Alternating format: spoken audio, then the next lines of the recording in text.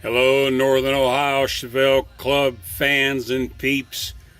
This is your old pal Jeff Rena Thompson, brought to you live in a floor of his 67 Chevelle. Kind of stage 3. You can see where I've tried to tie and hide a few more wires, all this LS stuff and electronic transmission stuff and things like that. It's still quite a mess, and I'm tying things up a little bit as I go. All this stuff has to be in here. All this stuff has to be hid. All this stuff has to be separated. So you are getting first chance of seeing this. Finally got the dash all tore apart.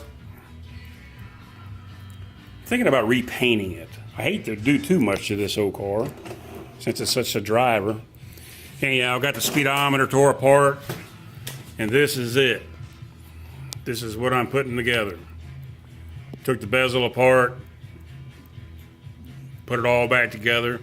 It's pretty easy. I mean, as far as, things like that goes. It's just a mess taking things apart when I had all this stuff together a dozen times. Bottle of champagne still sitting there. Believe it or not, that bottle of champagne's been in my garage probably a couple years. I'm not sure how long that stuff lasts. But anyhow, this is what's going into my 67. Probably next time you see this thing, it's actually going to be in the dash, be all lit up. So I've got a lot of wiring to do, more wiring. There's the computer that controls it, all the wiring. You've got temperature, you got oil, you got voltmeters. This thing's got a shift light in it. All these needles right here, I'll be able to change colors on this thing. So I can go with, say my car is green, I can go with a green background with a red needle. I think that would actually look pretty cool. There's about 30, 40 different combinations.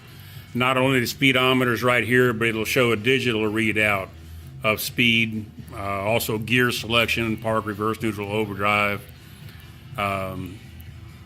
Actually, RPM gauge I was pointing to, but that's just speedometer gauge right there. It's got to be rewired. Got to tap into my wiring system of that 4L80E somehow. I'm still not figured that out yet. So anyhow, we got the fuel tank that'll have to be set on the road. The voltmeter all time, tie into things. Temperature gauge, oil pressure gauge. All this is going to be electronical now. Like I said, this thing's got a shift light to it. It's got a lot of different things. This is the newest gauge they've got out. And what I like about it, it all goes together with one wire in the back. So once you wire everything up to that, that's even got a warning buzzer right there. Hang on a second. Let me put some light on the subject. There you go. That'll be a warning buzzer, like a newer car. It's got a door buzzer warning. I don't know if I can tolerate that or not, but we'll see what happens. This is Dakota Digital HDX unit. They sell for up around $1,400. I didn't pay that. I had a friend of mine that hooked me up, but still ain't cheap. But didn't have a speedometer last year. I always went with my TAC. But I'm going to try to do things right and make this a lot more driver friendly. And remember, my car is going to go to Route 66, whether it's hopefully this year, health permitting. But this is what I'm doing. I'm preparing my car to go down Route 66 and Teresa will be able to drive it and be a lot more friendly. But anyhow, my son's boxers, they're back out and you see me again. Oh, turd in the corner. Stay tuned.